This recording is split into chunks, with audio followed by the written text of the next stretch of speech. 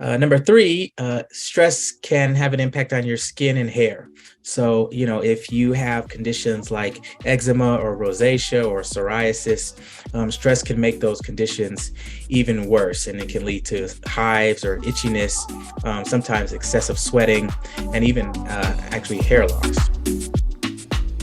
Hey everyone, this is Aaron and Juwon, and you're listening to Wellness for Real People. This show is for people who are on the go, busy, and looking for ways to live their best lives. We focus on wellness topics in mindfulness, exercise, diet, and sleep, and share quick actionable tactics to improve your health and wellness. We're not perfect, but we're trying to get a little better each day. Let's grow on this journey together. Today, we're talking about 10 strange things stress can do to your body.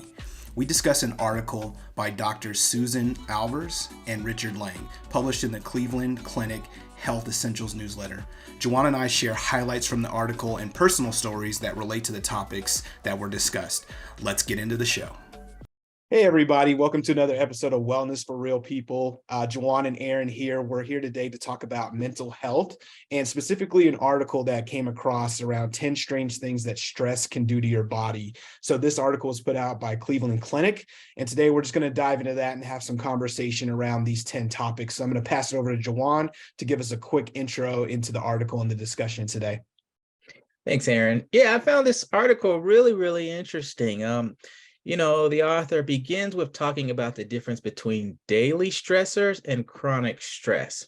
And so daily stressors are things like, getting stuck in traffic, or, you maybe have a bad meeting at work, or, maybe your significant other does something that really just pisses you off, right? So just daily things, right? And those, those can be stressful, but those are often not the biggest concern that we want to talk about. I think the author really wanted to talk about the impact of chronic stress and what that can do to your body. And so, they talk about chronic stress as being more long-term in nature.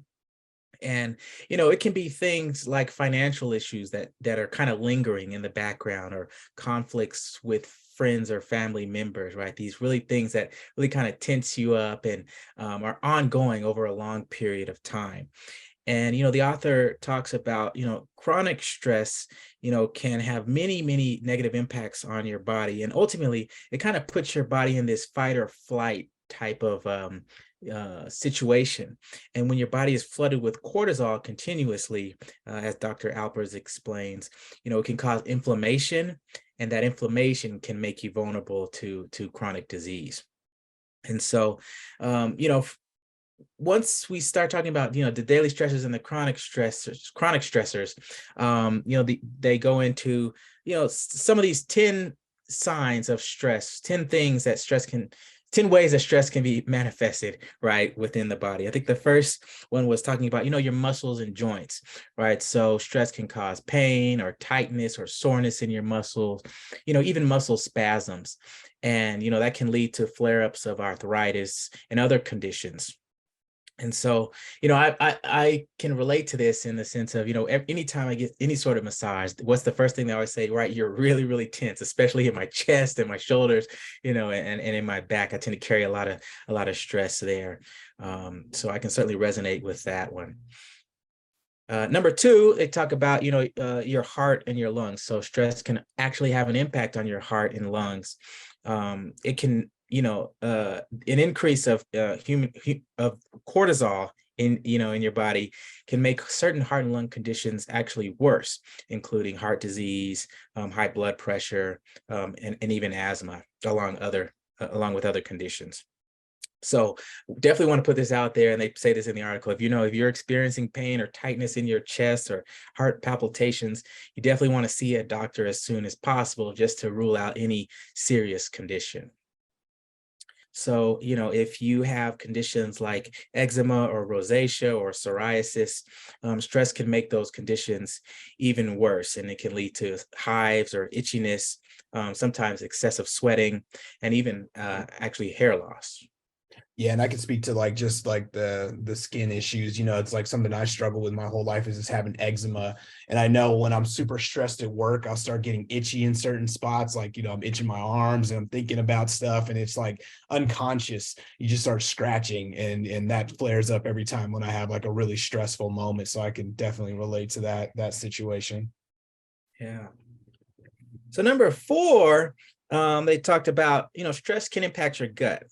So, as I started thinking about it, it made me wonder about the phrase that we often use, it made me sick to my stomach. And I wonder if that's what people may be alluding to when we say that. But, stress can have a real impact on your digestive system. So things like, pain, gas, diarrhea, constipation, or even more complex conditions such as, IBS, irritable bowel syndrome, or acid reflux, or GERD. So, and I think there is definitely, we'll talk about this probably a little bit later in one of the other issues related to stress. But, when you're stressed, it definitely tends to impact sometimes our eating habits, right? And so when we compound the stress with unhealthy diet, right, then it can make these digestive issues even worse. And number five is, stress can impact, your shoulders, your head, or your jaw. So, they were talking about stress can trigger tension headaches, tightness in your neck and jaw, knots, and spasms in your neck and shoulders. So that's also something to be aware of if you're feeling those things or experiencing those things, that maybe stress has an impact on that. Yeah, no, I see what you're saying. And I'll take the next few here. So number six, really the big impact is on your immune system, and something that you can see yourself starting to catch colds more easily. If you have chronic health issues, those can become significantly worse as you get stressed out. They brought up inflammatory bowel disease, those kind of things that are really big, triggers when you have a stressful situation. So chronic stress, something that really drives a lot of issues there as well too. So it's really tough to reduce your stress when you're not feeling well and you need to work out or you need to eat healthier, but at the same time your immune system's weak. So it's just one of those things, man, where it just has these spiral effects. Number seven was reproductive health. Specifically, the article discussed some challenges, maybe where for a woman, her period might be missed a month or come late because of a range of stress factors. But even outside of that, just like so many different things can happen to your body and your health system from a reproductive standpoint. Number eight was sleep. And this is the one that I struggle with the most. Is so interesting because for a while there, I wasn't getting to sleep because I had a newborn. And then, I was just getting 4 hours, 3 hours, whatever it was, until we got past that phase. Then after that, she started sleeping. I started sleeping good. Then I go back to work. And then now I'm like, trying to juggle all these responsibilities, and I'm like, I can't sleep because I'm stressed out. So I really resonated with that one as well, where it's, the impact of stress can really reduce your hours that you get of quality sleep. So one of the things you want to manage is just really not overthinking in the wee hours, not spending a lot of time on TV, video games, screen time, where you're just overstimulating your mind right before bed. Something I struggle with. I love to like play games or just scroll on my phone. I'll just go doom scroll for a little bit and check stuff out online, but then, that can be a contributing factor to messing with your sleep and increasing stress, because then you're maybe potentially thinking about stuff you got to do the next day, or you got FOMO, you're missing out on an event or something cool happening that's going on. So really just turning off that phone, doing something that's a lot more of a de-stressor, like maybe reading a book, or just, closing your eyes, maybe meditating, maybe taking some time to stretch, do a little bit of light exercise, can kind of help relieve some tension and get you into a sleep pattern. Yeah, I can definitely Yeah, go ahead. the sleep challenges. I'm definitely when I'm stressed, I just notice my mind is just racing, right? Especially at night, and I'm just flooded with all these thoughts of things that I need to do or should have done or would like to do, and so finding a way to kind of get those thoughts out of my head, so I'm just not ruminating on them. And even if it's just a matter of just writing them down, sometimes that's a great way to kind of just get that stress out, and help me to kind of calm down, so that I can actually fall asleep. You mentioned meditating, and that's a big one for me, especially, before going to bed. I feel like half the time I ended up just, I'm doing my little meditation of just falling asleep. I don't know how much meditating I did and how much sleeping I did, but I But it definitely know works. it calms me right down and gets me in a great space to be able to get some rest. That's excellent, man. I need to do that a little bit more meditation, right? And then number 9 was weight gain. So this is something that I struggled with as well too. Is just as that stress level increased, that bad eating habits happen, but then also the article says that stress can have an impact on your hormone called cortisol, and that's also a big impact to your weight levels. So there are ways to get that in check, which we'll talk about at the end, and of course the articles go into deeper topics on that. But really the weight gain could be another issue, is the amount of stress that you're going through could be having an impact on that. And then number 10 is mental health. So this one's a huge topic for us, something that we really want to focus on, finding experts, bringing experts to help us really understand and figure out ways to manage this. But stress can bring on symptoms of depression, reduce your enthusiasm for activities, make it hard to really focus and do what you need to do at work, and may even lead to anxiety disorders. For me in the past, I've had issues with panic attacks. And that really came about because of high stress levels and not knowing how to manage that properly. And so, it's something that's real and something that shouldn't be ignored. So just keep that in mind too, is like all these things are things that can happen to your body, but also things that can happen in your mind as well too. So with that was the 10 topics. I'm going to kick it back to Juwon just to close us out on the discussion on the article. Yeah, thanks, Aaron. The article ends with talking about when do you need to seek help, right? And I like that they make this distinction between, if you're just having a rough day at work, that's one thing. But if you're starting to notice that you're having trouble getting out of bed, or, having trouble getting to work or making it through the day, you're starting to notice changes in your sleep patterns or your appetite, that might be some indications that your stress level is starting to get out of control. And so again, if you're starting to notice that these issues are kind of persistent over time, then it may be a good opportunity to just reach out to your doctor, to your healthcare professional, your healthcare team, so that they can help you troubleshoot what's going on and get you the right support that you may need.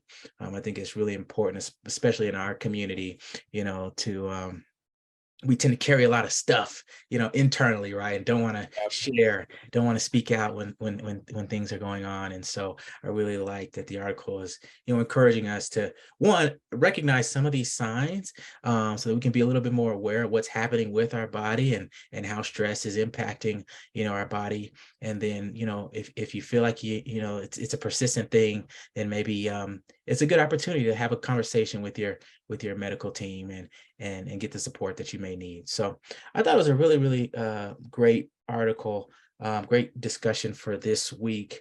Were there, I guess, in kind of closing, was there anything that really surprised you about, the article, anything that you read or anything that you kind of want to take from it and apply to your daily life?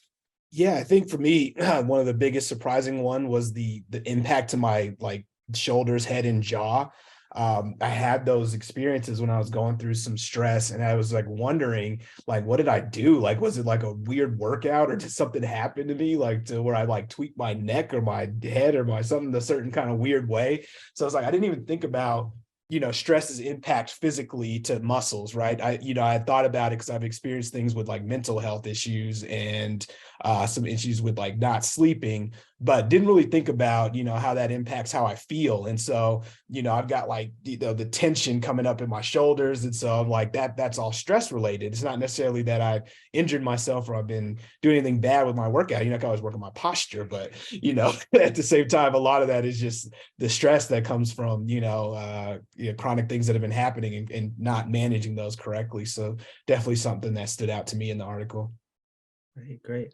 Yeah, I agree with you. I think it's helped me become a lot more aware of what my body's trying to tell me.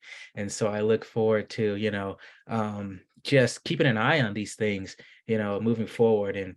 And like the article said, if I start to notice that it becomes more of a chronic issue, I kind of know when I need to reach out and get some support. So I thought it was a really great article, and Thanks for walking through it with me, and I hope you all found something helpful out of this as well.